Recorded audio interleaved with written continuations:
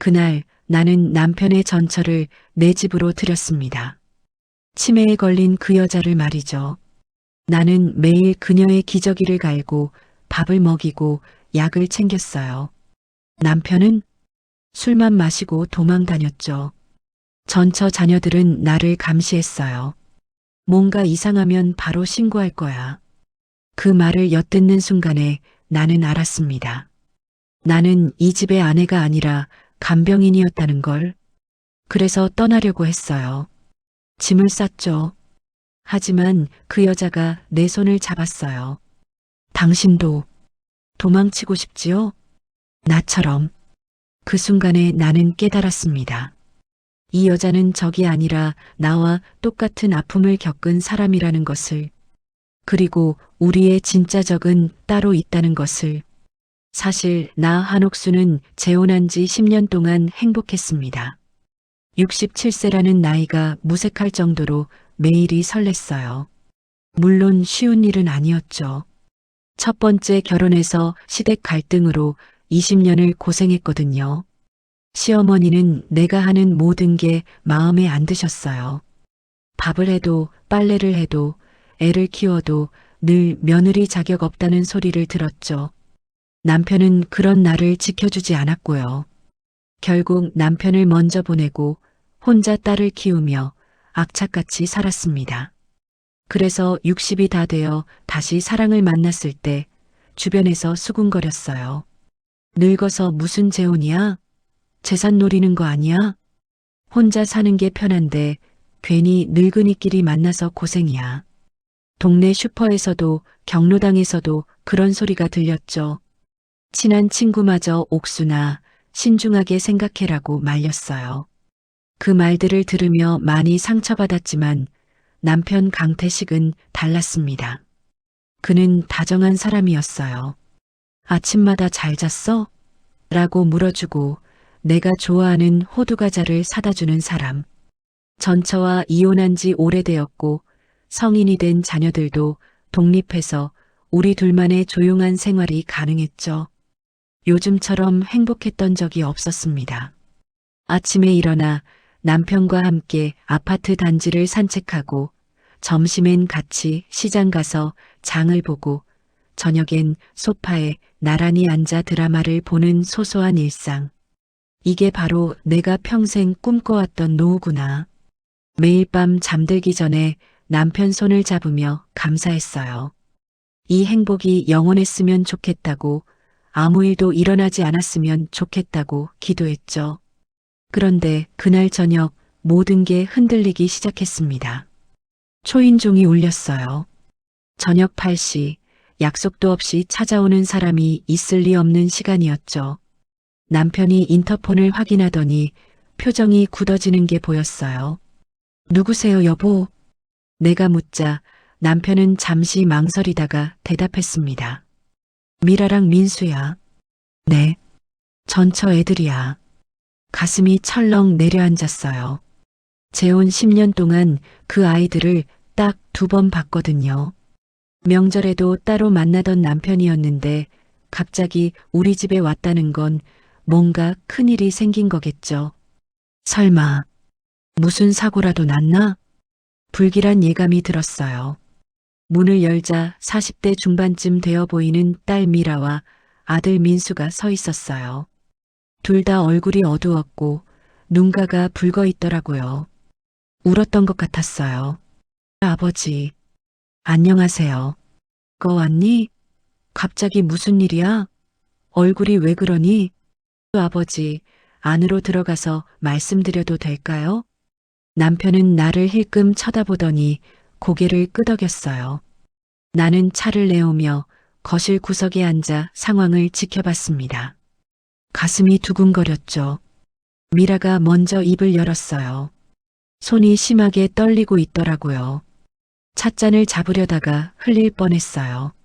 아버지, 엄마가 치매 진단 받았어요. 순간 거실이 조용해졌습니다. 벽시계 초침 소리만 똑딱똑딱 들렸어요. 남편의 얼굴에서 핏기가 싹 가시는 게 보였습니다. 뭐라고? 영숙이가? 네, 중증이래요. 요즘은 저희도 못 알아봐요. 어제는 저를 보고 당신 누구세요? 라고 했어요. 민수의 목소리가 떨렸어요. 주먹을 꽉 쥐고 있는 게 보였죠. 지금 요양병원에 입원해 있는데 한 달에 400만 원이 나와요. 저희가 석 달 동안 버텼는데 도저히 더는 400만 원. 나는 숨을 삼켰어요. 그건 보통 사람들이 감당할 수 있는 금액이 아니었죠. 그래. 그럼 내가 돈을 보탤게. 얼마든지 도와줄 수 있어. 너희가 교대로 모시면 되잖아. 그런데 이상했어요. 미라와 민수가 서로 눈빛을 교환하는데 뭔가 말 못할 사연이 있는 것처럼 보였거든요. 둘 다 고개를 떨구고 침묵했어요. 저희는 엄마를 돌볼 자신이 없어요. 민수야, 무슨 소리냐? 내 엄마인데. 엄마 얼굴 보는 게 너무 힘들어요. 엄마 보면 자꾸 미라는 말을 잊지 못하고 손으로 얼굴을 가렸어요. 어깨가 들썩거렸죠. 미라야, 무슨 일이 있었던 거냐? 말을 해야 아빠가, 저희가 엄마한테 했던 말들이 이혼할 때 우리가 뭐라고 했는데 어떻게 엄마 얼굴을 봐요? 누나, 그만해. 엄마가 이혼하겠다고 했을 때 우리가 뭐라고 했어? 엄마 때문에 우리 가족이 망가진다고 했잖아. 엄마가 조금만 참으면 되는데 왜 이기적으로 구냐고. 미라는 더 이상 말을 잇지 못하고 울음을 터뜨렸어요. 나는 그 모습을 보며 가슴이 답답해졌습니다. 이혼 당시에 무슨 일이 있었던 걸까? 왜 자식들이 어머니한테 그런 말을 했을까? 그리고 왜 그 말을 후회하는 거지? 저희는 엄마 곁에 있을 자격이 없어요. 아버지가 책임지셔야죠. 미라의 목소리에 얼음장 같은 무언가가 깔려 있었어요. 마치 오래 묵은 원한이 담긴 것 같았죠. 책임. 그래, 내가 책임져야지. 근데 너희 엄마를 어디서 모시라는 거냐? 저희 집은 여건이 안 돼요. 형편도 그렇고 공간도 좁고 무엇보다 저희가 정신적으로 아버지 집에 모실 수 없을까요? 그 순간 나는 깜짝 놀라 차를 쏟을 뻔했어요. 남편의 전처를 우리 집에 모시라고? 이게 말이 되나요? 미라야, 그건 남편이 나를 쳐다봤어요. 미안하다는 듯, 난처하다는 듯 복잡한 표정이었죠. 나는 단호하게 고개를 저었습니다. 영숙 씨는 자녀분들이 모셔야죠. 저희가 돈으로 도와드릴 순 있어도 같이 사는 건 아주머니, 저희도 이러고 싶지 않아요. 정말이에요. 하지만 저희는 정말로 못해요. 엄마 곁에 있으면 그때 기억이 자꾸 떠올라요. 엄마가 울던 모습, 저희한테 했던 말들. 도저히 견딜 수가 없어요. 저희는 엄마 곁에 있을 자격이 없어요. 자격이 없다는 말이 귓가에 맴돌았어요. 도대체 무슨 뜻일까요? 왜 자식이 어머니 곁에 있을 자격이 없다는 거죠? 아버지, 부탁드려요. 요양원은 너무 비싸요. 저희가 감당이 안 돼요. 그리고 아버지가 엄마한테 책임이 있잖아요. 그 말에 남편의 얼굴이 흑빛으로 변했어요. 뭔가 찔린 듯한 표정이었죠.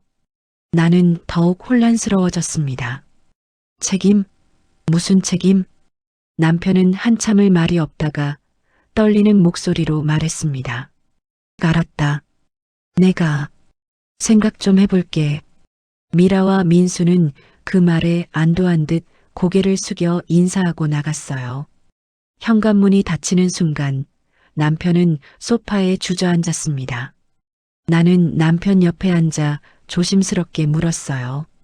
여보, 설마 진짜 영숙 씨를 우리 집에 모실 생각은 아니죠? 남편은 대답하지 않았어요. 그저 두 손으로 얼굴을 감싼 채 긴 한숨만 내쉬더라고요. 여보, 대답 좀 해봐요. 이건 작은 일이 아니잖아요. 미안해.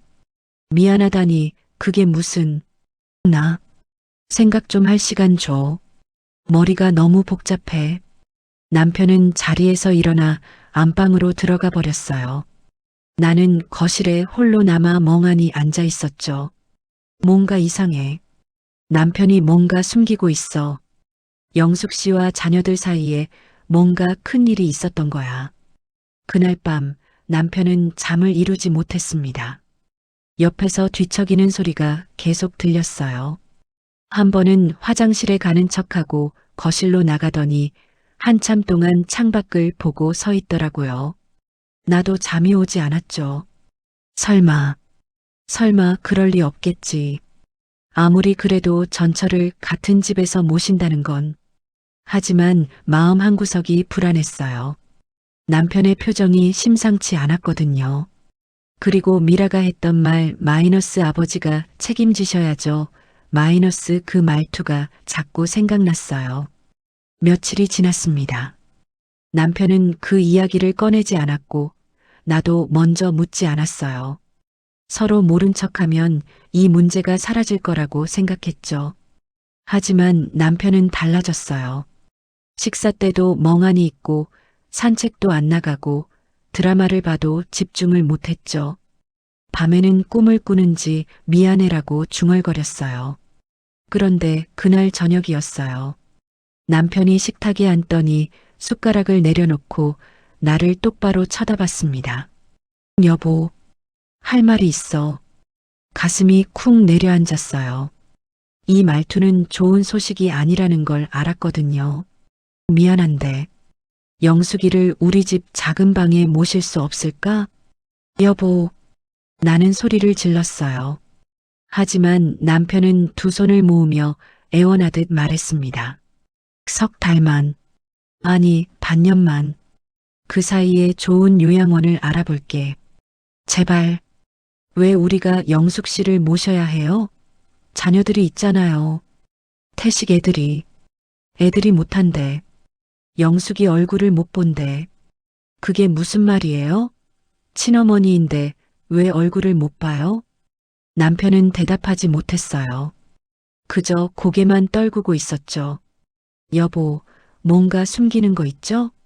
영숙 씨랑 당신 사이에 무슨 일이 있었어요? 나중에 다 얘기할게. 지금은 제발 이것만 들어줘. 나는 남편의 얼굴을 보며 생각했습니다. 눈가가 붉고 손이 떨리고 목소리마저 갈라져 있었죠. 10년을 함께 산 남편이지만 이런 모습은 처음이었어요. 이 사람 뭔가 큰 죄책감을 갖고 있구나.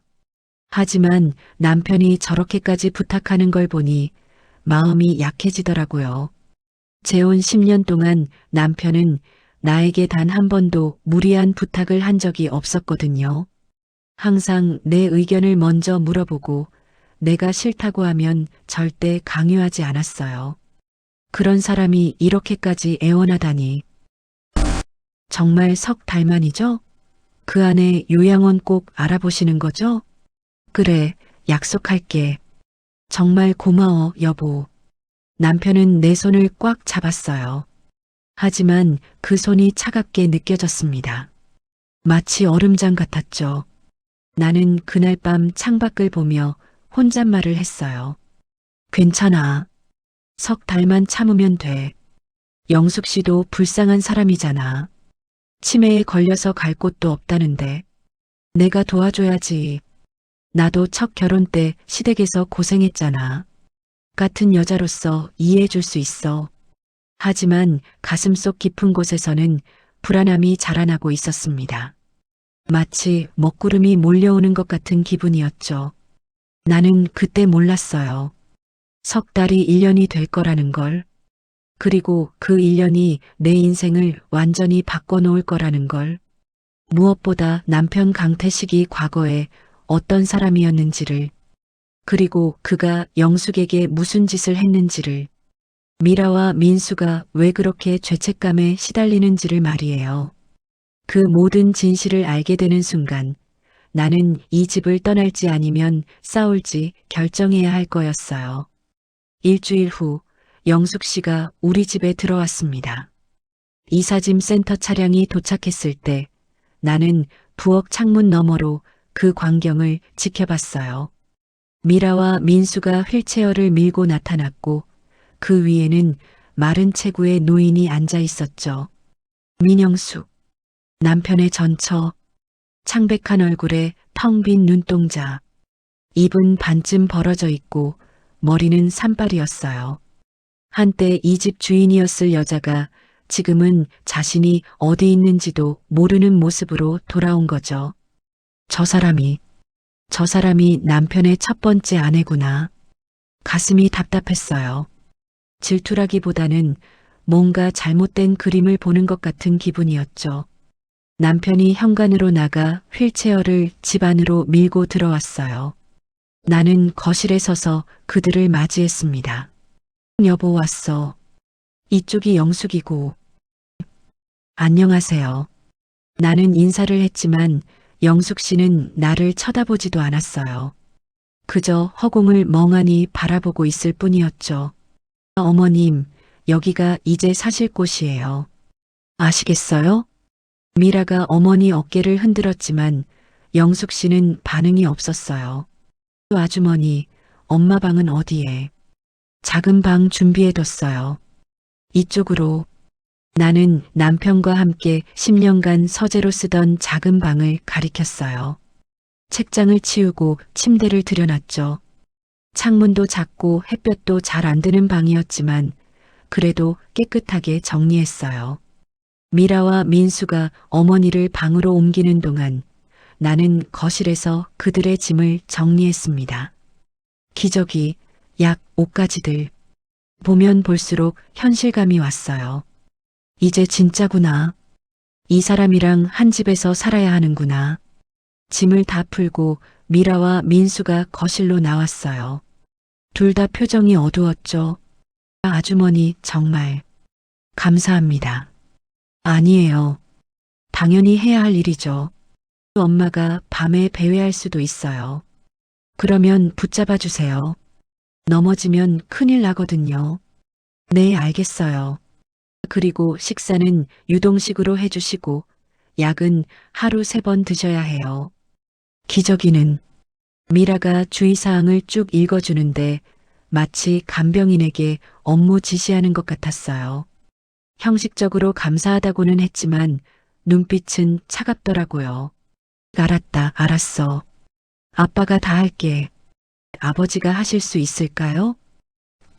노력할게. 저희는 주말마다 올게요. 엄마 상태 확인하러요. 그 말투가 묘했어요. 확인하러 온다는 게 어머니를 보러 오는 건지 우리를 감시하러 오는 건지 애매했거든요. 미라와 민수가 나가자 집안이 조용해졌습니다. 너무 조용해서 오히려 불편할 정도였죠. 남편은 영숙 씨 방문 앞에 서서 한참을 망설이더니 결국 들어가지 못하고 거실로 왔어요.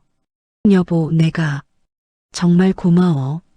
고마우면 빨리 요양원 알아봐요. 약속했잖아요. 그래, 내일 당장 알아볼게. 하지만 남편의 눈빛에는 확신이 없었어요. 첫 주는 그래도 괜찮았어요. 아니, 괜찮은 척 했다고 해야 맞겠네요. 영숙 씨는 대부분 방에서 누워 있었고 남편이 식사 시간마다 유동식을 챙겨갔어요. 나는 빨래하고 청소하는 정도만 도왔죠. 내가 할게, 여보. 당신은 신경 쓰지 마. 남편은 정말 열심히 했어요. 아침마다 영숙 씨 방에 들어가서 인사하고 식사 챙기고 약 먹이고 나는 남편이 대견하기도 했고 한편으론 석연치 않기도 했어요. 저렇게 열심히 하는 걸 보니 정말 미안한가 보네. 근데 뭐가 미안한 걸까? 하지만 2주차에 접어들면서 남편이 달라지기 시작했어요. 어느 날 저녁 남편이 평소보다 늦게 들어왔어요. 얼굴이 붉고 술 냄새가 났죠. 여보, 술 마셨어요? 지금 회사 사람들이랑 한잔했어. 무슨 일 있어요? 아니, 아무것도. 그냥 답답해서. 남편은 소파에 주저앉더니 텔레비전만 멍하니 쳐다봤어요. 평소 같으면 영숙 씨 방에 들러서 상태 확인하고 왔을 텐데 그날은 방 쪽을 쳐다보지도 않았죠. 그 다음 날도 남편은 술을 마시고 들어왔어요. 오늘 회식이 있어서 거래처 사람들이랑 저녁 약속이 있었어. 핑계는 달랐지만 결과는 같았어요. 술에 취해 소파에서 자거나 안방에 들어와도 바로 잠들어 버렸죠. 그러면서 영숙 씨 간병은 자연스럽게 내 몫이 되어 갔어요. 여보, 미안한데 오늘 회사 일이 너무 바빠서 영숙이 저녁 식사 좀. 알았어요. 그리고 기저귀도 갈아줘야 할 것 같은데. 알았어요. 처음엔 며칠만이라고 생각했어요. 남편이 적응할 시간이 필요한 거겠지. 하지만 3주가 지나자 남편은 거의 영숙 씨 방에 들어가지 않았어요. 어느 날 밤 남편이 영숙 씨 방문 앞을 지나가다가 멈췄어요. 방에서 영숙 씨가 중얼거리는 소리가 들렸거든요. 누구세요? 여기가 어디예요? 남편은 문 앞에서 주먹을 꽉 쥐고 서 있다가 결국 방으로 들어가지 못하고 돌아섰어요. 얼굴이 창백하더라고요. 왜 저러는 걸까? 영숙 씨가 무서운 건가? 아니면 나는 알 수 없었어요. 남편이 뭘 두려워하는지. 그렇게 한 달이 지났습니다. 나는 하루 종일 영숙 씨를 돌봤어요. 아침에 유동식 먹이고 기저귀 갈고 약 챙기고 방 청소하고 밤에는 영숙 씨가 배회할까봐 귀를 쫑긋 세우고 잠들었죠. 무릎 관절이 안 좋은데 하루에도 몇 번씩 쪼그려 앉아서 기저귀를 갈다 보니 다리가 저려서 견딜 수가 없었어요. 그런데 더 힘든 건 영숙 씨의 말이었어요. 며느리야, 밥 좀 해줘. 네. 설거지는 했어? 빨래는? 다 했어요. 밥 잊자. 다시 해. 나는 며느리가 아닌데 영숙 씨는 나를 며느리로 착각했어요. 치매라서 그런 거겠지만 그 말을 들을 때마다 기분이 묘했죠. 내가 지금 뭐 하는 거지? 남편 전처한테 며느리 취급받으면서 간병하고 있네. 그러던 어느 주말 미라와 민수가 찾아왔어요. 현관에서 형식적으로 인사는 했어요. 안녕하세요, 아주머니. 안녕하세요. 어서 오세요. 어머님 방에 계세요. 하지만 두 사람의 눈빛은 차가웠어요. 마치 의무감으로 온 것 같았죠. 미라가 어머니 방으로 들어갔어요. 나는 부엌에서 차를 준비하며 귀를 기울였는데 5분도 안 돼서 미라가 나왔어요. 얼굴이 창백하고 손이 떨리더라고요. 좀 더 계시다 가시죠. 어머님이 외로워하실 텐데. 저도 엄마랑 있고 싶어요. 근데 엄마 보면 자꾸 그때 생각이 나서. 그때요? 아무것도 아니에요. 죄송해요. 미라는 서둘러 거실로 향했어요. 민수는 방에 들어가지도 못하고 문 앞에만 서 있더라고요. 한참을 그렇게 서 있다가 혼잣말처럼 중얼거렸어요. 미안해요, 엄마. 제가. 그리고 돌아섰어요. 나는 복도에서 그 모습을 보며 가슴이 답답했습니다. 이 사람들 진짜 뭔가 큰 죄책감을 갖고 있구나. 도대체 어머니한테 무슨 짓을 한 거지? 미라와 민수가 거실에서 아버지와 이야기하고 있을 때 나는 부엌에서 과일을 깎고 있었어요. 아버지, 엄마 상태는 어때요? 별로 안 좋아. 나는 잘 못 알아보는 것 같아. 아주머니가 잘 돌봐주시나요? 그래, 고생 많이 하고 있어. 아버지도 직접 돌보셔야 해요. 아주머니한테만 맡기시면 안 돼요. 노력하고 있어. 노력이 아니라 하셔야죠. 아버지 책임이잖아요. 그 말에 거실이 조용해졌어요. 나는 과일 칼을 든 채로 귀를 기울였죠. 민수가 1시간쯤 있다가 돌아갔어요. 떠나면서 나한테도 인사는 했지만 여전히 눈빛은 차가웠어요. 현관문이 닫히고 나는 문 뒤에 기대어 한숨을 쉬었습니다. 민수가 돌아간 뒤에도 미라는 잠시 더 남아서 남편과 이야기를 나누고 있었어요. 복도를 지나가는 순간에 거실에서 미라의 목소리가 들렸어요. 휴대전화로 민수와 통화하는 소리였죠. 나는 무심코 복도에 멈춰 섰어요. 응, 일단 아주머니한테 맡겨놨어. 아버지가 책임지겠다는데 뭐. 나는 숨을 죽였어요. 그래도 우리가 자주 확인해야지. 뭔가 이상하면 바로 신고할 거야. 아버지도 그 아주머니도 믿을 수 없으니까. 가슴이 철렁 내려앉았어요. 엄마가 또 다칠까봐 무서워. 우리 때문에 이렇게 된 건데. 우리가 지켜야지. 목소리가 떨리고 있었어요. 알았어. 나도 힘들어. 근데 어쩔 수 없잖아. 우리가 감당해야지. 우리가 저지른 일인데. 통화가 끊겼어요. 나는 복도에 그대로 서서 온몸이 얼어붙었습니다. 신고, 날 감시하고 있는 거야? 그리고 우리가 저지른 일? 도대체 무슨 일을? 손이 떨렸어요.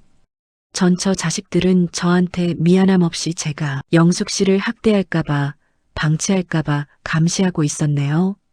나는 그냥 도와주려고 한 건데. 방으로 가니 남편은 고개를 푹 숙이고 있더라고요. 여보, 미안해. 무슨 일이에요? 왜 자꾸 미안하다고만 해요? 도대체 뭐가 미안한 거예요? 남편은 대답하지 않았어요. 그저 두 손으로 얼굴을 감싼 채 작게 떨리고 있을 뿐이었죠. 나는 그날 밤 잠을 이룰 수가 없었어요. 미라의 통화 내용이 귓가에 맴돌았거든요. 뭔가 이상해. 이 가족한테 뭔가 큰 비밀이 있어. 그리고 그 비밀은 영숙 씨와 관련이 있어. 나는 결심했어요. 진실을 알아내야겠다고. 그게 뭐든 간에. 한 달이 지나도 전처 자녀들은 영숙 씨를 데려갈 생각을 하지 않았습니다. 석 달만이라던 약속도 흐지부지 되었어요. 나는 하루 종일 영숙 씨를 돌봤습니다.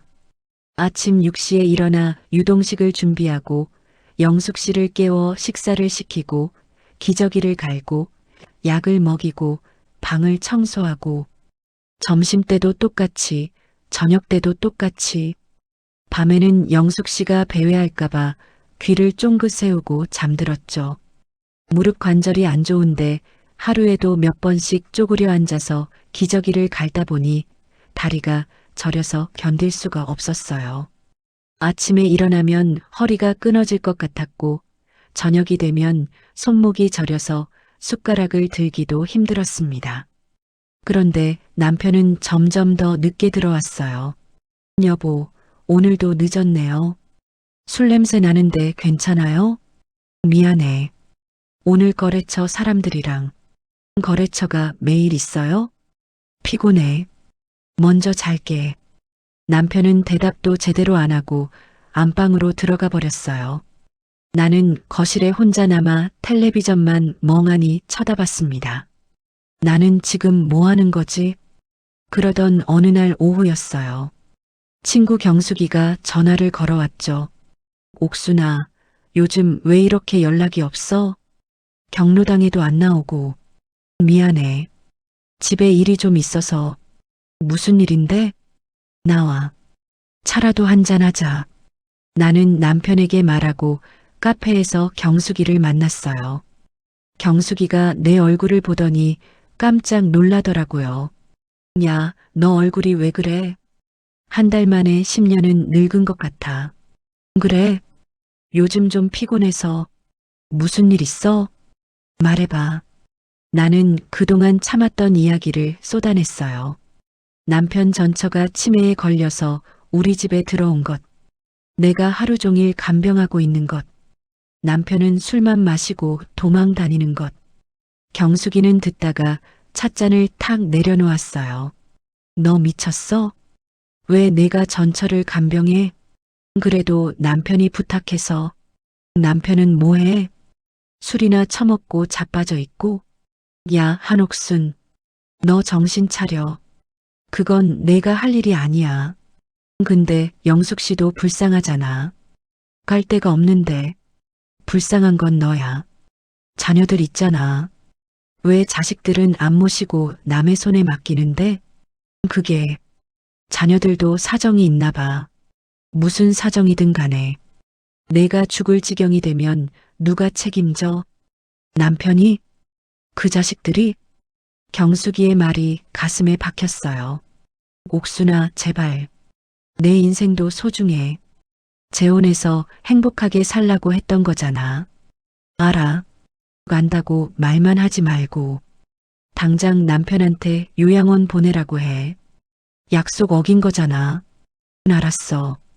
오늘 남편한테 확실히 말할게. 나는 카페를 나와 집으로 돌아왔어요.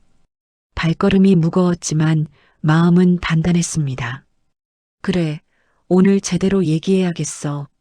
저녁 7시. 남편은 여전히 들어오지 않았어요. 8시, 9시, 10시. 전화를 걸어도 받지 않았죠. 11시가 되어서야 현관문이 열렸어요. 남편은 비틀거리며 들어왔고 술 냄새가 진동했습니다. 나는 소파에서 일어나 남편을 마주했어요. 어디 갔다 오세요? 전화도 안 받고. 미안. 배터리가 나갔어. 거짓말하지 마세요. 옥순 여보. 우리 얘기 좀 해요. 지금은 피곤해. 내일 하자. 남편이 안방으로 가려고 하자 나는 팔을 잡았어요. 안 돼요. 오늘 해야 해요. 뭘? 영숙 씨 요양원 보내는 거요. 약속했잖아요. 석 달만이라고. 벌써 한 달 반이나 지났어요. 조금만 더. 조금이 얼마나 더해요? 한 달? 1년? 평생이요? 그런 게 아니라. 그럼 뭔데요? 왜 자꾸 미루는 거예요? 남편은 대답하지 않았어요. 나는 참았던 감정이 폭발했습니다. 당신은 나를 뭘로 보는 거예요? 나는 당신 아내지 전처 간병인이 아니에요. 가라. 정말 미안해. 미안하다고만 하지 말고 행동으로 보여줘요. 영숙 씨는 당신 전처잖아요. 당신이 돌봐야죠. 할 수 없어. 왜요? 왜 할 수 없어요? 말 좀 해봐요. 도대체 뭐가 문제예요? 왜 영숙 씨 방에도 안 들어가요? 왜 얼굴도 안 보려고 해요? 남편은 주먹을 꽉 쥐고 있었어요. 온몸이 떨리고 있더라고요. 뭔가 숨기는 거 있죠? 영숙 씨한테 뭔 짓을 한 거예요? 그만해. 안 그만해요. 미라가 했던 말 기억나요? 아버지가 책임지셔야 한다고. 무슨 책임이에요? 도대체 당신이 뭘 한 거예요? 그만하라고. 남편이 소리를 질렀어요. 재혼 10년 만에 처음 듣는 고함이었죠. 나는 깜짝 놀라 뒤로 물러섰습니다. 남편은 거친 숨을 몰아쉬더니 방으로 들어가 문을 쾅 닫아버렸어요. 나는 거실에 홀로 남아 멍하니 서 있었습니다. 손이 떨렸어요. 남편이 나한테 소리를 질렀어. 10년 동안 한 번도 목소리를 높인 적 없던 사람이. 한참을 그렇게 서 있다가 나는 부엌으로 가서 물을 한 잔 마셨어요. 그때였습니다. 안방에서 소리가 들렸어요. 문틈 사이로 희미하게 훌쩍이는 소리. 나는 조심스럽게 방문 앞으로 다가갔어요. 남편이 울고 있었습니다. 미안해. 정말 미안해. 내가 누구에게 하는 말인지 알 수 없는 사과. 흐느끼는 소리가 계속 들렸어요. 나는 문 앞에 서서 가슴이 답답해졌습니다. 이 사람 뭘 그렇게 괴로워하는 거지? 분노가 서서히 걱정으로 바뀌었어요. 남편이 영숙 씨를 피하는 건 미안해서가 아니라 무서워서인 것 같았거든요. 자신이 저질렀을 어떤 일 때문에. 다음 날 아침 남편은 말없이 출근했어요. 나를 쳐다보지도 않았죠.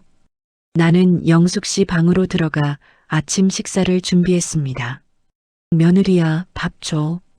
네. 우리 아들은 아직도 안 왔어? 출근하셨어요. 남편은?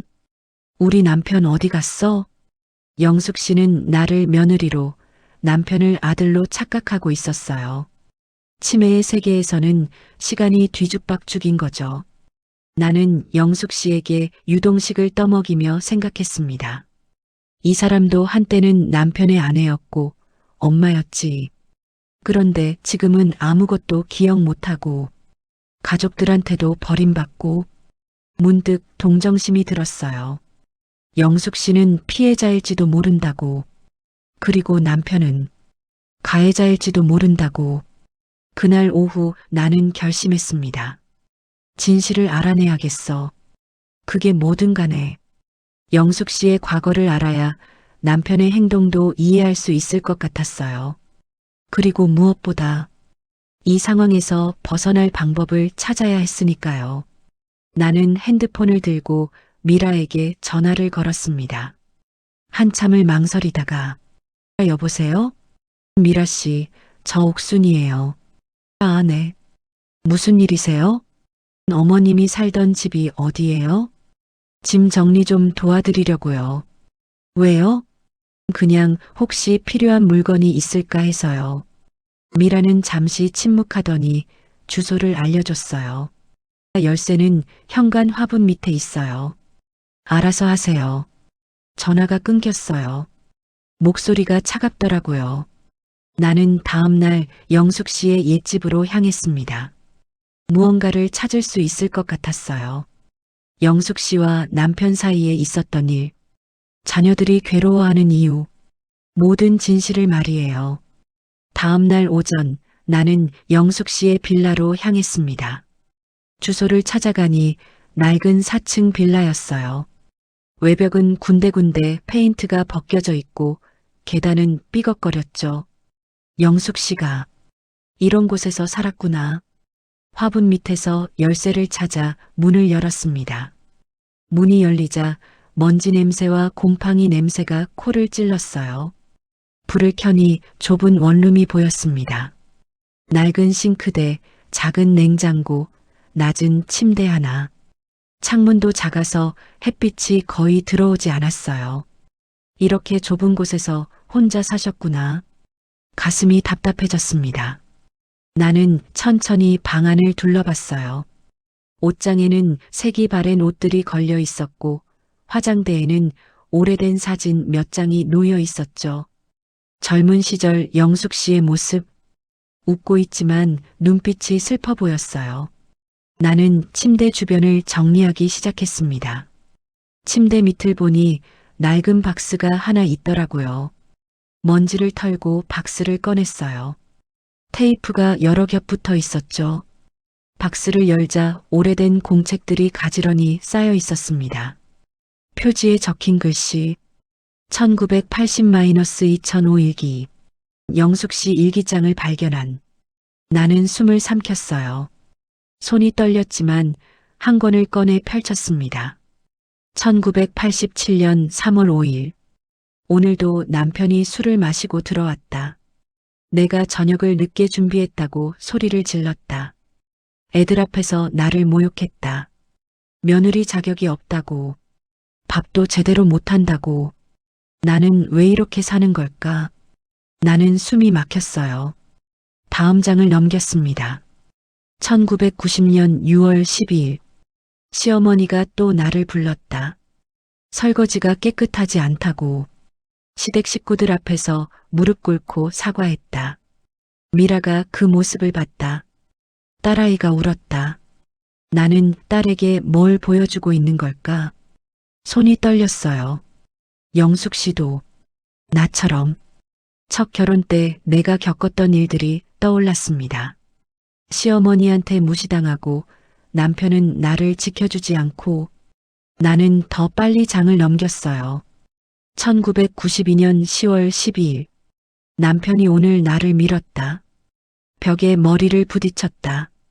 민수가 보고 있었다. 아들이 겁에 질린 얼굴로 나를 봤다. 나는 괜찮다고 웃어 보였다. 하지만 아들은 울면서 방으로 들어갔다. 1995년 8월 12일. 나는 30년을 이 집 식모처럼 살았다. 아침부터 밤까지 일하고 칭찬은 한 번도 받지 못했다. 이혼하고 싶다. 하지만 애들 때문에 못한다. 미라는 이제 고등학생이고 민수는 중학생이다. 애들이 상처받을까봐 내가 참아야 한다. 내 인생은 언제 시작되는 걸까? 나는 일기장을 읽으며 눈물이 흘렀어요. 영숙 씨의 고통이 글자 하나하나에 배어 있었습니다. 1998년 5월 3일. 오늘 장미 화분을 샀다. 꽃을 보면 마음이 조금 편해진다. 이 꽃들만이 내 편이다. 아무 말도 하지 않고 그저 예쁘게 피워준다. 나도 저렇게 그냥 존재만 해도 괜찮은 사람이면 좋겠다. 장미를 좋아하셨구나. 나는 그 문장에 밑줄을 그었어요. 2003년 11월 20일. 더 이상은 못 참겠다. 이혼 서류를 준비했다. 애들한테 말해야 하는데 무섭다. 2005년 2월 18일. 드디어 이혼했다. 하지만 애들이 나를 원망한다. 미라가 울면서 소리쳤다. 엄마가 조금만 참으면 되는데 왜 우리 가족을 파괴했어요? 민수도 나를 쳐다보지 않는다. 엄마 때문에 아빠가 힘들어하잖아요. 나는 가족을 파괴한 나쁜 엄마가 되었다. 재산 분할도 하나도 못 받았다. 변호사 비용도 없었고 싸울 기력도 없었다. 그냥 나왔다. 빈손으로. 2005년 3월 1일. 혼자 산다. 좁은 원룸이지만 평화롭다. 아무도 나를 때리지 않는다. 아무도 나를 욕하지 않는다. 하지만 애들이 연락을 안 한다. 나는 정말 나쁜 엄마인가. 마지막 장이었어요. 나는 일기장을 덮고 한참을 멍하니 앉아 있었습니다. 영숙 씨는 피해자였어. 남편한테 맞고 시댁한테 무시당하고 30년을 참았다가 이혼했는데 자녀들한테마저 원망받았던 거예요. 그리고 그 죄책감 때문에 미라와 민수는 지금도 어머니 곁에 있을 수 없는 거였죠. 그럼 남편 태식은 가슴이 철렁 내려앉았습니다. 내가 사랑한 남편이 과거에 가정폭력 가해자였다는 사실? 손이 떨렸어요. 나는 일기장 몇 권을 가방에 넣고 빌라를 나왔습니다. 집으로 돌아오는 버스 안에서 창밖만 멍하니 쳐다봤어요. 어떻게 해야 하지? 남편을 어떻게 대해야 할지 모르겠더라고요. 하지만 한 가지는 확실했어요. 영숙 씨는 나와 똑같은 고통을 겪었다는 것. 같은 여자로서, 같은 시대를 살아온 여자로서. 집에 도착했을 때는 저녁 무렵이었어요. 남편은 아직 퇴근하지 않았죠. 나는 영숙 씨 방으로 들어갔습니다. 영숙 씨는 침대에 누워 천장을 멍하니 쳐다보고 있었어요. 영숙 씨, 누구세요? 저예요. 옥순이요. 옥순? 누구? 나는 가방에서 일기장을 꺼냈어요. 이거 영숙 씨가 쓴 거 맞죠? 일기장을 영숙 씨 앞에 펼쳐 보였습니다. 영숙 씨는 멍한 눈으로 일기장을 보더니 갑자기 눈물을 흘리기 시작했어요. 이거 네. 영숙 씨가 쓴 거예요. 힘들었어요. 너무. 목소리가 떨렸어요. 치매로 흐릿한 정신이지만 일기장을 보자 무언가 떠오르는 것 같았죠. 나는 그냥 행복하고 싶었을 뿐인데. 알아요. 왜 나는 안 되는 거예요? 영숙 씨가 울먹이며 나를 쳐다봤어요. 그 눈빛에는 30년 묵은 한이 담겨 있었습니다. 나는 영숙 씨 옆에 앉았어요. 그리고 조심스럽게 손을 잡았습니다. 저도 그랬어요. 첫 번째 결혼 때. 당신도? 네. 시어머니한테 무시당하고 남편은 나를 지켜주지 않고 20년을 그렇게 살았어요. 힘들었죠? 네. 너무 힘들었어요. 두 여자가 손을 맞잡고 서로를 바라봤습니다. 세대는 다르지만 같은 아픔을 겪은 여자들. 당신은 어떻게 견뎠어요? 그냥 버텼어요. 영숙 씨처럼요. 나는 결국 못 버텼어요. 애들한테 원망받으면서 도망쳤어요. 도망친 게 아니에요. 살아남은 거예요. 영숙 씨의 눈에서 눈물이 주르륵 흘렀어요. 나도 눈물이 났습니다. 그날 밤 영숙 씨가 악몽을 꿨어요. 때리지 마세요. 제발이요. 나는 침대 옆에 앉아 영숙 씨를 껴안았습니다. 괜찮아요. 이제 안전해요. 아무도 당신을 때리지 않아요. 영숙 씨는 내 품에서 한참을 울다가 잠들었어요. 나는 영숙 씨의 주름진 손을 쓰다듬으며 생각했습니다. 이 사람은 적이 아니야. 같은 고통을 겪은 동지야. 그리고 진짜 문제는 따로 있다는 걸 깨달았어요. 남편이 숨기고 있는 과거, 그 진실과 마주해야 한다는 것을. 그날 밤 남편이 집에 돌아왔을 때 나는 거실에서 기다리고 있었어요. 테이블 위에는 영숙 씨의 일기장이 펼쳐져 있었죠. 남편이 현관문을 열고 들어오다가 일기장을 보고 얼어붙었습니다. 그게 어디서? 영숙 씨 집에서 가져왔어요. 읽었어요. 전부 다. 남편의 얼굴이 새하얘졌어요. 당신 영숙 씨한테 뭘 한 거예요? 여보, 이 일기 좀 보세요. 당신이 얼마나 못되게 굴었는지. 나는 일기장을 들어 올렸습니다. 태식은 일기장을 보지 못하고 고개를 돌렸어요. 왜 안 봐요? 당신이 한 짓인데. 미안해. 미안하다고만 하지 말고 설명을 해요. 남편은 소파에 주저앉았습니다. 한참을 침묵하더니 떨리는 목소리로 말했어요. 나는 젊었을 때 술만 마시면 손이 나갔어. 영숙이한테 정말 못되게 굴었어. 소리 지르고 때리고. 나는 숨이 막혔어요. 이혼할 때도 재산 한 푼 안 줬어. 변호사 선임비도 없어서 영숙이는 혼자 싸웠어. 나는 그걸 알면서도 모른 척했어. 왜요? 왜 그렇게까지? 화가 났어. 영숙이가 나를 떠나는 게. 그래서 복수하고 싶었어. 복수? 빈손으로 나가게 하고 싶었어. 후회하게 만들고 싶었어. 남편이 얼굴을 두 손으로 감쌌어요. 애들한테도. 애들 앞에서 엄마를 때렸어. 미라가 막으려고 하면. 미라도 밀쳤고. 옥순 딸을? 나는 괴물이었어. 진짜 괴물. 남편이 무릎을 꿇고 울기 시작했어요. 그래서 영숙이 얼굴을 못 봐. 너무 무서워. 내가 저지른 일들이 떠올라서 차라리 죽고 싶어. 나는 소파에 그대로 앉아 남편을 내려다봤습니다. 내가 사랑한 남편, 10년 동안 다정했던 남편, 그 사람이 과거에는 가정폭력 가해자였다는 사실, 가슴이 무너져 내렸어요. 며칠 후 나는 미라와 민수를 따로 만나자고 했습니다.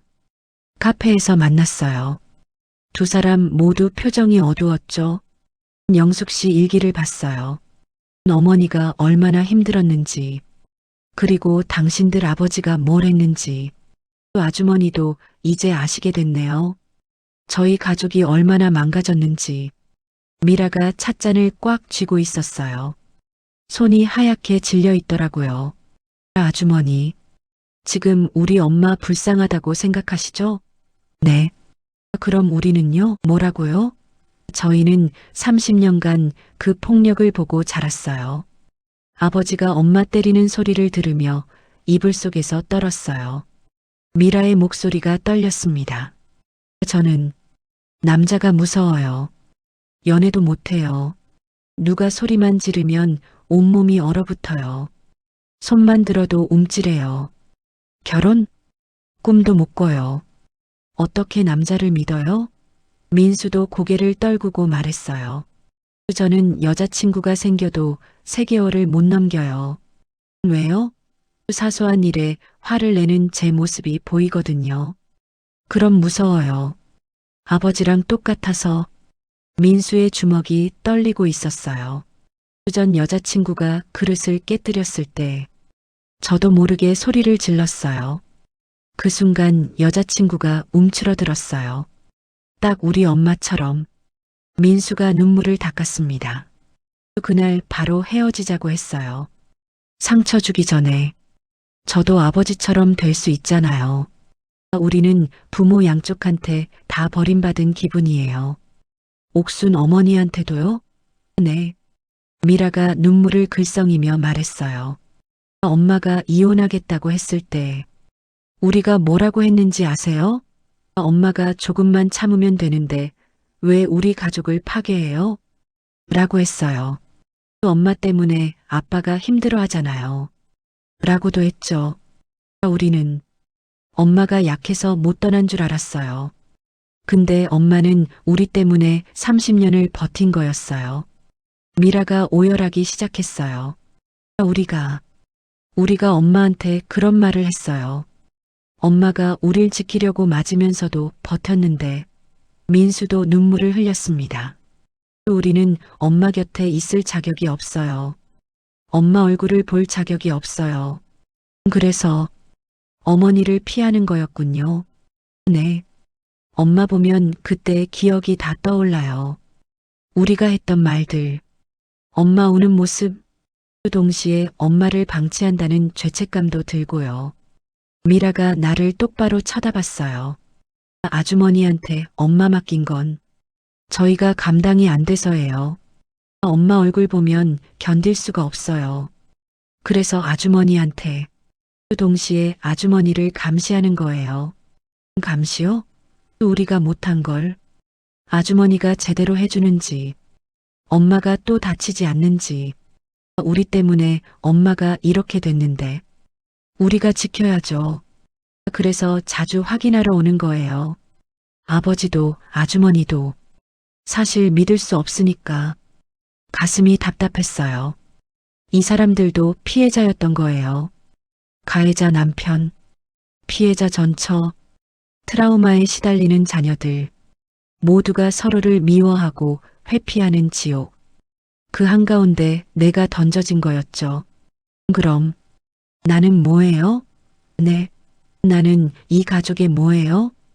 간병인이에요? 당신들 아버지 죗값 대신 치러주는 사람이에요?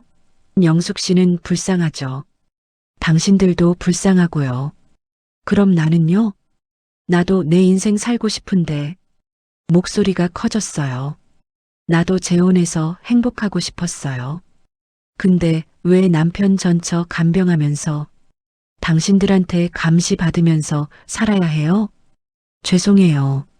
죄송하다고 해결돼요? 나는 자리에서 일어났습니다. 옥순 나는 더 이상 못하겠어요. 카페를 나왔어요.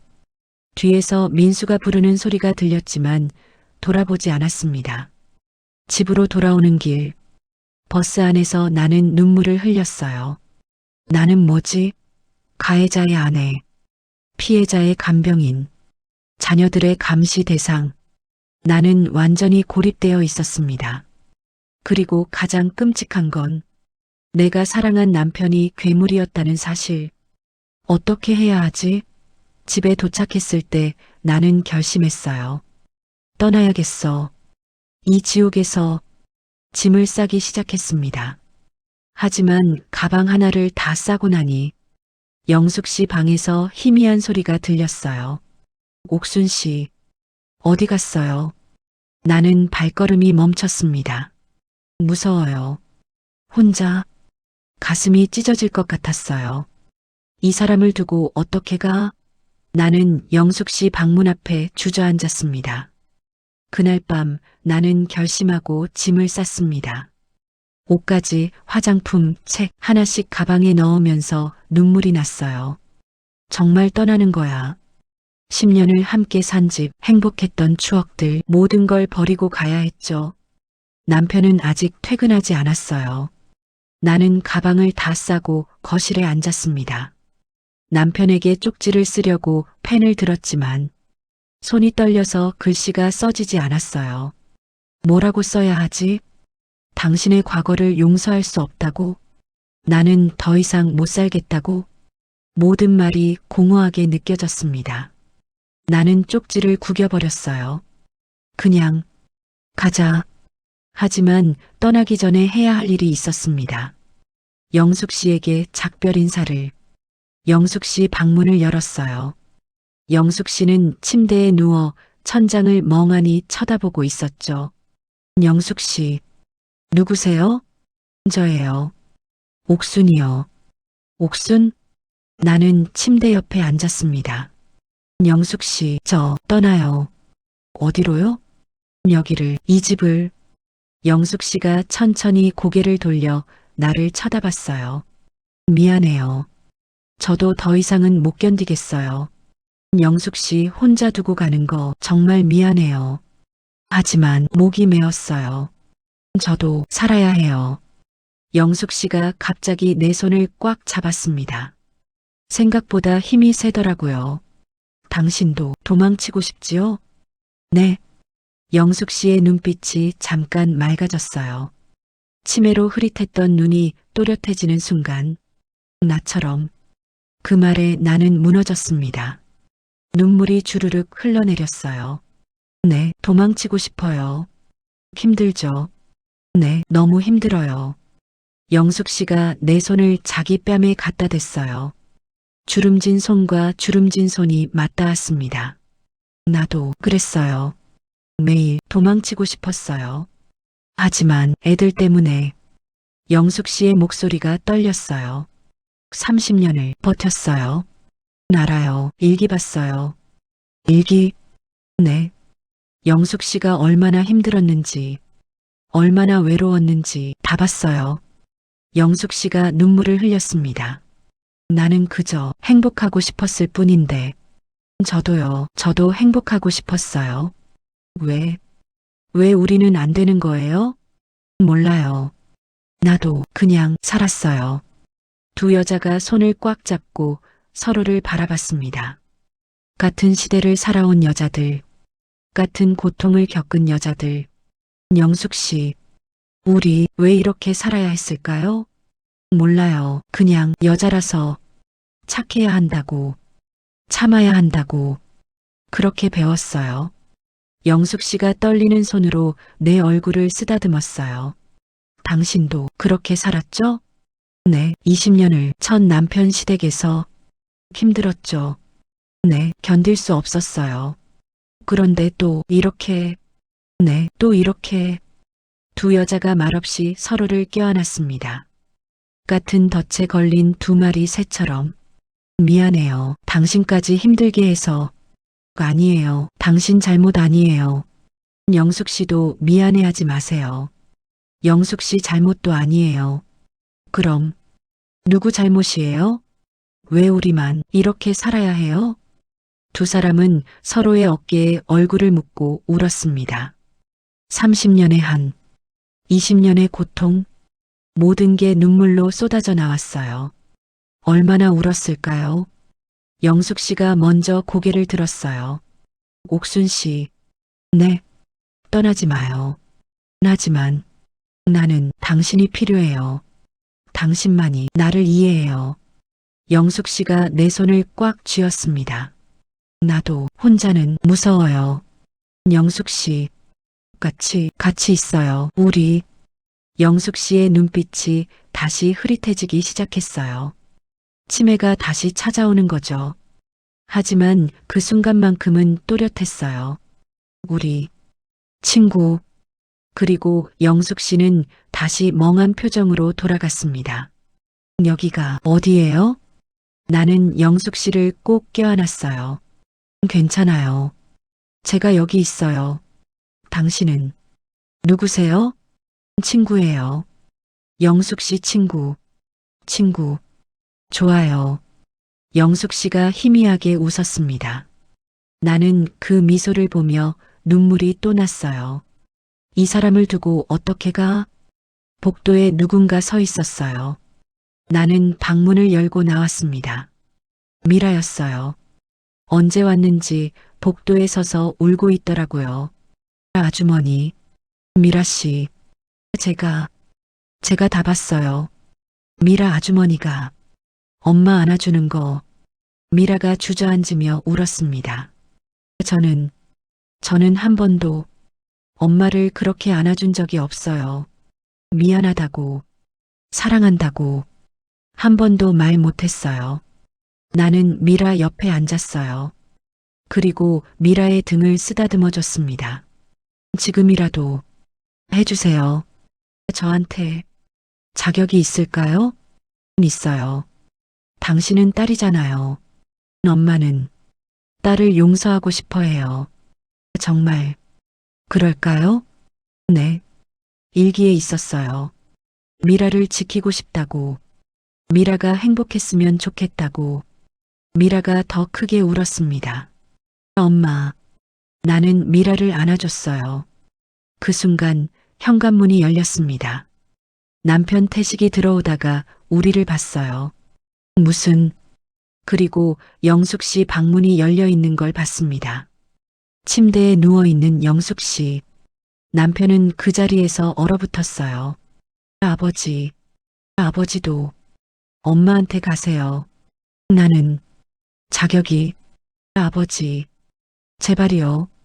남편이 천천히 영숙 씨 방으로 걸어갔습니다. 방문 앞에서 한참을 서 있다가 결국 들어가지 못하고 그 자리에 주저앉았어요. 미안해. 남편이 작게 흐느꼈습니다. 나는 복도에서 그 모습을 지켜봤어요. 가해자, 피해자, 자녀들 모두가 깨진 조각 같았습니다. 이걸 어떻게 맞춰야 하지? 하지만 한 가지는 확실했어요. 나는 더 이상 도망칠 수 없다는 것.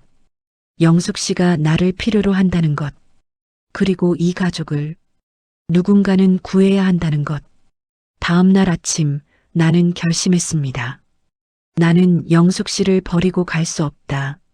하지만 이 방식으로는 더 이상 못 산다.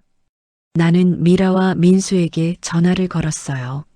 오늘 저녁 7시에 집으로 오세요. 아버지도 있을 거예요. 할 말이 있어요. 오늘 끝내야 해요. 전부 다 전화를 끊었습니다. 그리고 남편에게도 문자를 보냈어요. 오늘 저녁 7시까지 집에 와 있으세요. 저녁 7시. 거실에 4사람이 모였습니다. 남편 태식, 딸 미라, 아들 민수, 그리고 나. 모두 긴장한 표정이었어요. 나는 테이블 위에 영숙 씨의 일기장을 펼쳐놓았습니다. 이제부터 똑똑히 들어요. 3사람이 나를 쳐다봤어요. 저는 당신들 어머니를 모시겠어요. 하지만 제 방식대로. 여보, 말 끊지 마세요. 제 말 다 들어요. 나는 미라를 똑바로 쳐다봤습니다. 미라 씨, 당신 어머니가 왜 도망 안 갔는지 아세요? 나는 일기장 한 페이지를 펼쳐 보였어요. 1997년 4월 10일. 미라가 아빠한테 맞았다. 내가 대신 맞겠다고 했다. 내가 미라를 지킬 거다. 미라야, 엄마가 지켜줄게. 미라의 얼굴이 창백해졌습니다. 당신 어머니는 당신들 때문에 30년을 버틴 거예요. 엄마가 이혼할 때 당신들이 뭐라고 했죠? 엄마가 우리 가족 파괴했다고? 저는 몰랐어요. 미라가 일기를 보고 오열했습니다. 엄마, 미안해요. 몰랐어요. 민수도 고개를 숙이고 울었어요. 저희가 엄마한테 그런 말을. 나는 계속 말했습니다. 당신들은 피해자예요. 맞아요. 트라우마에 시달리고 있죠. 하지만 지금은 어머니를 방치하는 가해자이기도 해요. 당신들 어머니는 당신들이 필요해요. 용서하고 싶어 해요. 저희를 용서해 주실까요? 해줄 거예요. 엄마니까. 나는 남편을 향해 돌아섰습니다. 그리고 당신들 아버지는 매일 직접 간병해야 해요. 나는 기저귀 갈고, 밥 먹이고, 산책시키고, 갈 수 없어. 왜요? 무서워. 얼굴 마주하는 게 무서우면 더 해야 해요. 도망치지 마세요. 당신이 저지른 일이에요. 남편이 고개를 떨구었어요. 당신이 영숙 씨한테 한 짓 평생 책임지셔야 해요. 알았어. 나는 세 사람을 돌아보며 말했습니다. 저는 더 이상 혼자 짊어지지 않을 거예요. 우리 모두가 함께 해야 해요. 네. 저희도 도울게요. 그리고 한 가지 더. 세 사람이 나를 쳐다봤어요. 어머니 앞에서 사과하세요. 진심으로. 나는 남편을 영숙 씨 방으로 데려갔습니다. 남편은 방문 앞에서 떨고 있었어요.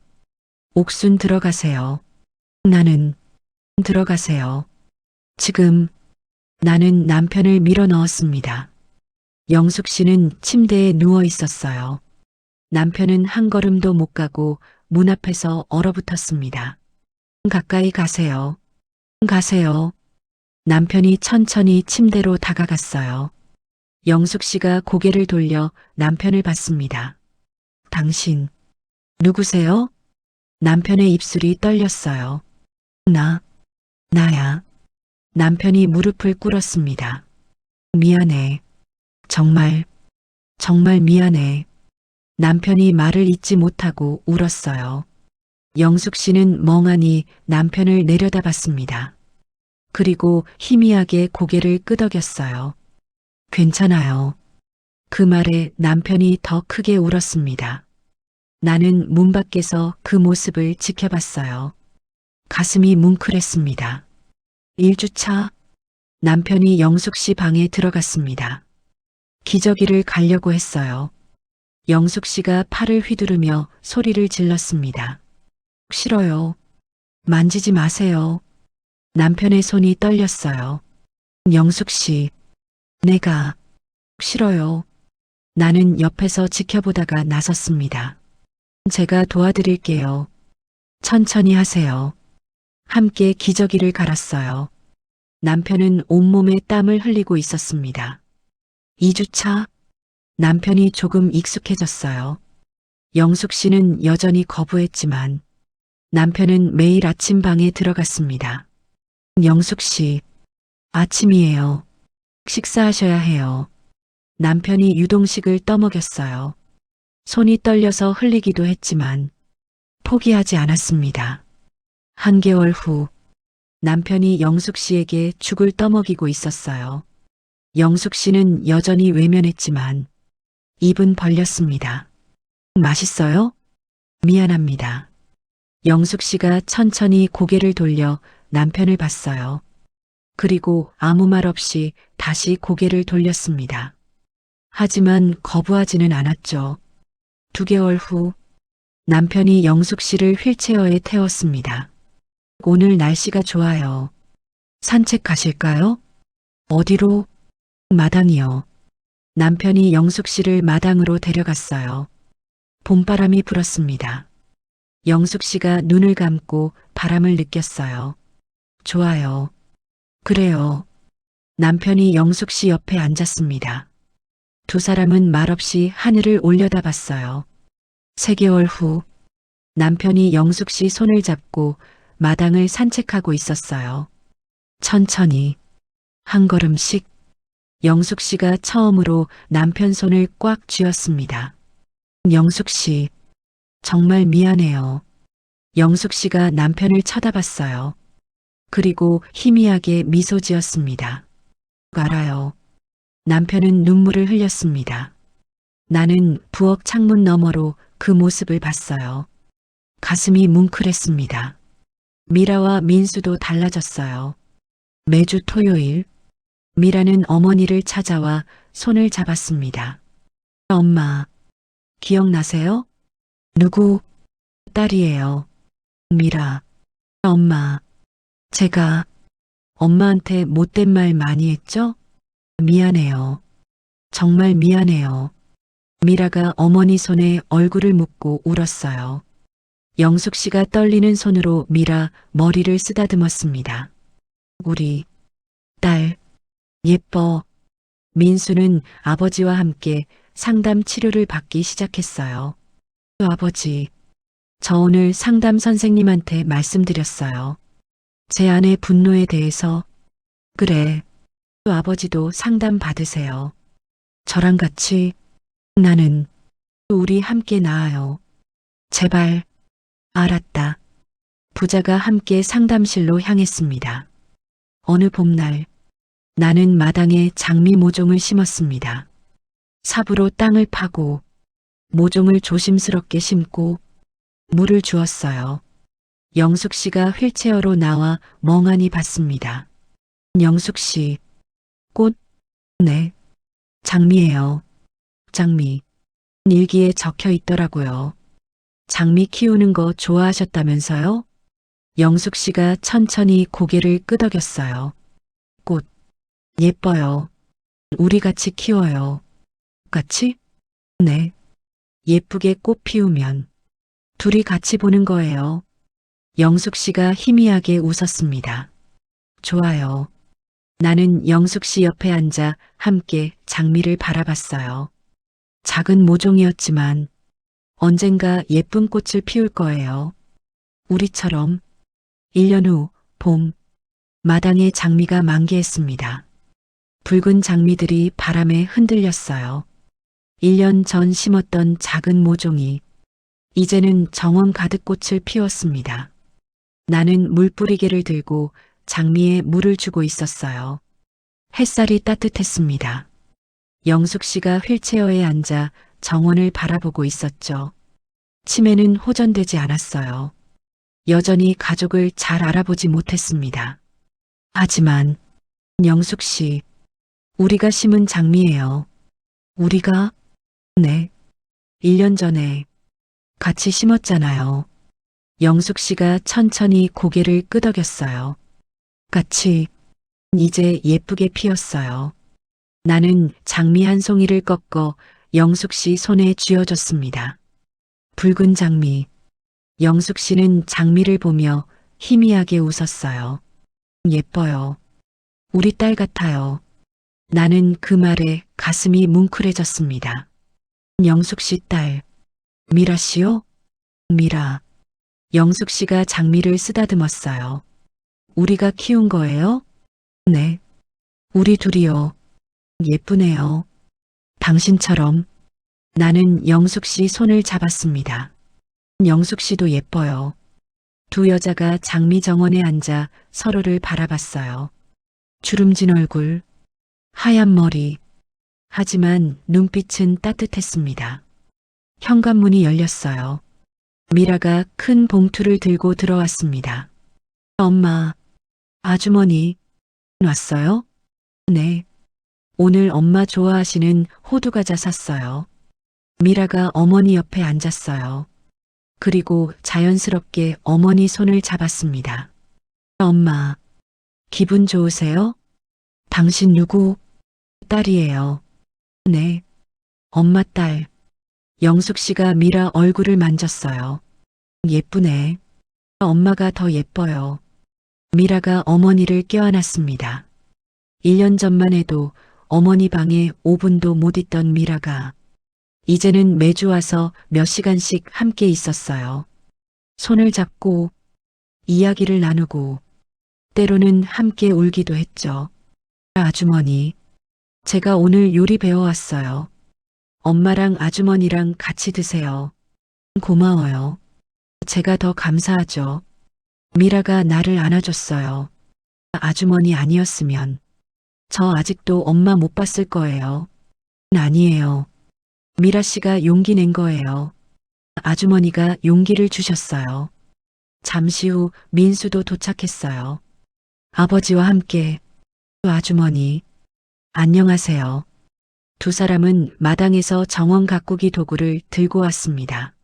오늘은 잡초 좀 뽑고 퇴비도 주려고요. 고마워요. 우리가 해야죠. 남편과 민수가 함께 마당으로 나갔어요. 부자가 나란히 쪼그려 앉아 잡초를 뽑았습니다. 아버지, 어제 상담 어땠어요? 좋았어. 선생님이 많이 도와주시더라. 저도요. 이제 좀 편해진 것 같아요. 그래? 네. 최근에 여자분이랑 커피 마셨어요. 정말? 네. 무섭지 않았어요. 예전 같았으면 도망갔을 텐데. 잘했다. 너는 나보다 훨씬 나은 사람이 될 거야. 또 아버지도 변하고 계시잖아요. 노력하고 있어. 또 알아요. 부자가 함께 땅을 파며 장미를 돌봤습니다. 말은 많지 않았지만 함께 땀 흘리며 뭔가를 만들어가고 있었어요. 저녁 무렵 우리 5명이 마당에 모였습니다. 옥순, 영숙, 태식, 미라, 민수.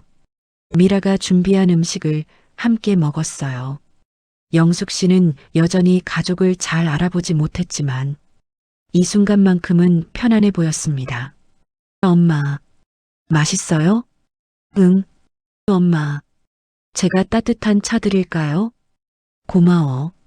태식은 조용히 영숙 씨 옆에 앉아 있었어요. 말은 하지 않았지만 영숙 씨가 불편해하지 않는 거리에 그날 저녁 영숙 씨의 정신이 잠깐 맑아지는 순간이 왔습니다. 가끔 그런 순간들이 있었어요. 영숙 씨가 갑자기 주변을 둘러봤어요. 여기 우리 집이에요? 네. 엄마. 미라. 네. 엄마. 저예요. 민수. 네. 엄마. 여기 있어요. 영숙 씨가 가족들을 한 명 한 명 쳐다봤어요. 그리고 눈물을 흘렸습니다. 우리 같이 있네. 네. 엄마. 나는 영숙 씨가 말을 잇지 못하고 울었어요. 미라와 민수가 어머니를 껴안았습니다. 엄마, 사랑해요. 엄마, 미안해요. 나도 사랑해. 우리 애들 3사람이 꽉 껴안고 울었어요. 나는 그 모습을 보며 눈물이 났습니다. 남편도 멀리서 지켜보며 눈물을 닦았어요. 그 순간은 오래가지 않았어요. 잠시 후 영숙 씨는 다시 멍한 표정으로 돌아갔습니다. 여기가 어디예요? 하지만 괜찮았어요. 그 짧은 순간이라도 가족이 함께 있었으니까요. 밤이 되었습니다. 미라와 민수가 돌아가고 남편은 영숙 씨를 방으로 모셨어요. 나는 마당에 혼자 남아 장미를 바라봤습니다. 달빛 아래 빛나는 붉은 장미들, 1년 전 심었던 작은 모종이 이렇게 큰 정원이 되었네요. 남편이 마당으로 나왔어요. 여보, 응, 고마워. 뭐가요? 당신이 우리 가족을 구했어. 아니에요. 우리가 함께 구한 거예요. 나는 괴물이었는데, 과거의 당신은요. 지금은 변하고 있잖아요. 정말 용서받을 수 있을까?